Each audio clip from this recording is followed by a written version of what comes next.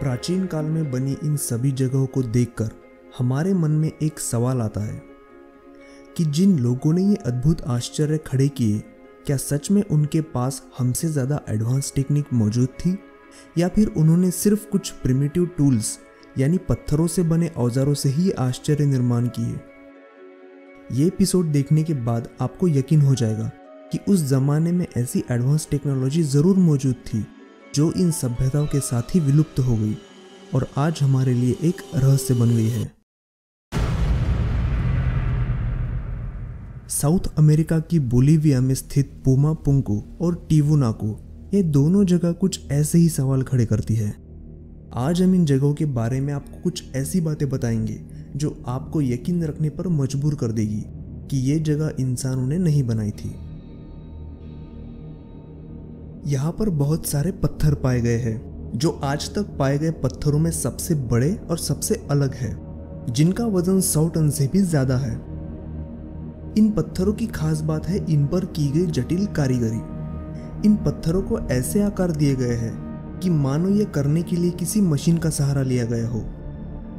यहाँ पर पत्थरों की कुछ सीढ़ियां बनाई गई है जिनकी सतह की कारीगरी और समानता देखकर हैरानी होती है।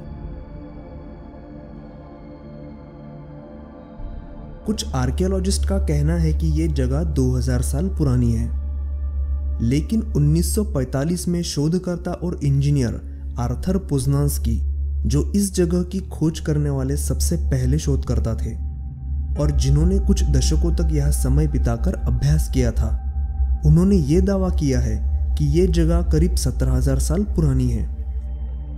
इस जगह का पुमा पुंकु ये नाम यहाँ के आयमारा लोगों ने रखा था, जो यहाँ पर पिछले 800 सालों से रह रहे हैं। और इनके पूर्वजों के अनुसार जब स्पेनिश लोग यहाँ पर पहली बार आए थे, तब उन्होंने यहाँ के लोगों से पूछा कि ये पत्थरों की इमारत आपने कैसे बनाई।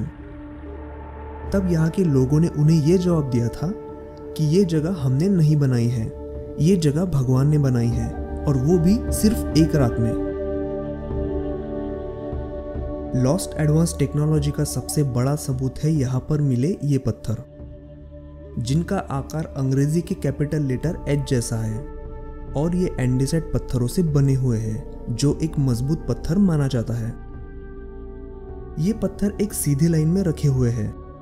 अगर हम इनको एक दूसरे के ऊपर रखें तो ये एक दीवार बनाते हैं, इतनी मजबूत कि आपको इन्हें चिपकाने के लिए किसी भी चीज की जरूरत नहीं पड़ेगी। और एक ताजुब की बात यह है कि इन पत्थरों पर कुछ डिजाइन्स ऐसी भी है जिनकी कोई ज़रूरत नहीं थी, सिर्फ इन पत्थरों को आकर्षक बनाने के लिए वो बनाई गई थी। और ये इस बात को दिखाता है कि ये करना उनके लिए कोई मुश्किल काम नहीं था, ये काम उनके लिए बहुत ही आसान था। इस जगह पर दो पत्थर जोड़ने के लिए वो लोग जो तरीका अपनाते थे, उसे जानने के बाद उनके अविकसित होने पर सवाल खड़ा रहता है। जिन पत्थरों को जोड़ना होता था वो उन पर एक तरह का गड्ढा बनाते थे और फिर उसमें वो पिघला हुआ धातु डालते थे जो बाद में सख्त होकर पत्थरों को जोड़ देता था। और आश्चर्य की बात यह है कि आज 17,000 साल बाद यहाँ पर धातुओं के निशान तो मिले हैं, लेकिन किसी भी जगह जंग का निशान नहीं मिला। यहाँ पर पत्थरों से बने कुछ खंभे पाए गए जिन पर बड़ी ही बारीकी से खांचे बनाए गए हैं। ये सभी खांचे शुरुआत से अंत तक एक ही चौड़ाई और गहराई के हैं। इन खांचों पर कुछ गोल खड्डे भी बने हैं जो एक दूसरे से समान अंतर पर बनाए गए हैं, और यही नहीं, इनकी भी गहराई और आकार समान है। इन्हें देखकर ये साबित होता है कि यह मशीन का इस्तेमाल हुआ था, क्योंकि हजारों साल पहले सिर्फ कुछ पत्थरों के औजारों से इन्हें बनाना बहुत मुश्किल काम है। और यह उत्खनन के दौरान भी ऐसा कोई पत्थर का औजार आज तक नहीं मिला। पुमा पुंकु से आधी मील की दूरी पर टिवुनाकु में एक बहुत बड़े पत्थर का दरवाजा पाया गया जिसे द गेट ऑफ द सन कहा जाता है। ये दरवाजा एंडेसाइट पत्थर के एक विशाल टुकड़े से बना है जिसका वजन करीब 10 टन से भी ज्यादा है। पुमा पुंकु और ये जगह दोनों अलग अलग समय पर बनाई गई थी, और पुमा पुंकु में जो पत्थर पाए गए वो यहाँ पाए जाने वाले पत्थरों से बिल्कुल अलग है। यहाँ के स्थानिक लोगों के अनुसार इस जगह का निर्माण उनके पूर्वजों ने यहाँ आसमान से भगवान आने की खुशी का उत्सव मनाने के लिए किया था। वही भगवान जिन्होंने पुमा पुंकु का निर्माण किया था। इस गेट पर हम उनके आसमान से आए भगवान और उनके 50 बच्चों का चित्रण देख सकते हैं। उनके भगवान को वो वीराकोचा कहते थे। इनकी एक और मूर्ति यहाँ इस जगह के बीचों बीच देखी जा सकती है, जो एक विशाल पत्थर में बनाई गई थी। 1960 में किए गए उत्खनन में यहाँ एक दीवार की खोज हुई, जिस पर बहुत सारे चेहरे तराशे हुए पाए गए। ये चेहरे इंसानों के चेहरों से थोड़े अलग लगते हैं और इनमें से कुछ चेहरे तो एलियंस को दर्शाते हैं। पुमा पुंकु और टिवुनाकु की आज तक की सबसे चौंकाने वाली खोज थी द फिवेंटे मैग्ना बॉल, जिसे 1950 में एक किसान ने खोजा था। इस पर त्रिकोणीय आकृतियां निकाली गई है जो सुमेरियन लोगों की लिपि से मेल खाती है, जबकि पुमा पुंकु और सुमेरिया के बीच 8000 मील से भी ज्यादा अंतर है। ये बाउल पुमा पुंकु और सुमेरियन लोगों के संबंधों को दर्शाता है। कुछ प्राचीन दस्तावेजों के अनुसार सुमेरियन लोग एक आसमान से आए उनके भगवान अनुनाकी की पूजा करते थे। इसका मतलब शायद सुमेरिया में आसमान से आने वाले अनुनाकी और पुमा पुंकु में पूजे जाने वाले वीराकोचा एक ही हो सकते हैं। जब वैज्ञानिकों ने इन पत्थर पर लेजर कटिंग और डायमंड व्हील कटिंग टेक्नोलॉजी के सहारे रिसर्च किया तो नतीजे चौंकाने वाले थे। डायमंड व्हील कटिंग टेक्नोलॉजी से किया हुआ कट पुमा पुंकु पर मिले पत्थरों से मेल खा रहा था। और चौंकाने वाली बात यह है कि डायमंड कटिंग टेक्नोलॉजी आज की सबसे एडवांस टेक्नोलॉजी है जो किसी मजबूत पत्थर को काटने के लिए इस्तेमाल की जाती है।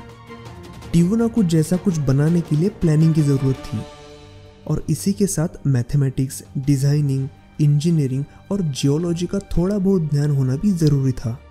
लेकिन आयमारा पीपल लिखना तक नहीं जानते और वो यहाँ सिर्फ पिछले 800 सालों से है, जबकि टिवुनाकु 17,000 साल पहले बनाया गया था। अगर ऐसा मान भी लिया जाए कि 17,000 साल पहले इंसानों ने ही अपनी ताकत से और सिर्फ कुछ रस्सियों और लकड़ियों के सहारे से ये पत्थर खड़े किए, फिर भी एक सवाल उठता है कि ये पत्थर उन्होंने यहाँ तक लाए कैसे। ये जगह समुद्र तल से 12,000 फुट की ऊंचाई पर है। इसका मतलब ये जगह नेचुरल ट्री लाइन से काफ़ी ऊपर है। इतनी ऊंचाई पर पेड़ नहीं उग सकते। इसका मतलब पत्थरों को ले जाने के लिए उन्होंने लकड़ियों का इस्तेमाल भी नहीं किया। तो आखिर उन्होंने ये 100 टन से भी ज़्यादा वजन वाले पत्थर इतनी ऊंचाई तक लाए कैसे? 1966 में बोलिवियन आर्मी ने एक प्रयोग किया जिसमें सिर्फ 2 टन वजन वाले पत्थर को रस्सी की सहायता से खींचने की कोशिश की गई और वो उस पत्थर को मुश्किल से सिर्फ कुछ इंच खींचने में ही कामयाब हुए थे। अब आखिरी सवाल ये है कि पत्थरों की इतनी मजबूत रचना आखिर तबाह कैसे हुई? इसके 2 कारण बताए गए। शायद यहाँ कोई विस्फोट हुआ होगा या फिर आकाश से आई कोई उल्का टकराई होगी, क्योंकि यहाँ उत्खनन के दौरान एंडेसाइट पत्थरों के कुछ टुकड़े पाए गए। जबकि अगर हम पत्थरों की मजबूती को देखें तो नैसर्गिक रूप से इन पत्थरों के टुकड़े होना मुमकिन नहीं लगता। पुमा पुंकु की तबाही का दूसरा कारण हो सकता है बाढ़, क्योंकि यहाँ सी शेल्स और मछलियों के अवशेष मिले हैं, जबकि पानी का सबसे नज़दीकी स्रोत 10 मील दूर है। आपको क्या लगता है, क्या पुमा पुंकु और टिवुनाकु के लोग क्या किसी एडवांस टेक्नोलॉजी को जानते थे जो कि इतिहास में उनके साथ ही विलुप्त हो गई? या फिर ये सारे सबूत इस बात की गवाही है कि एलियंस हमारी धरती पर आते थे?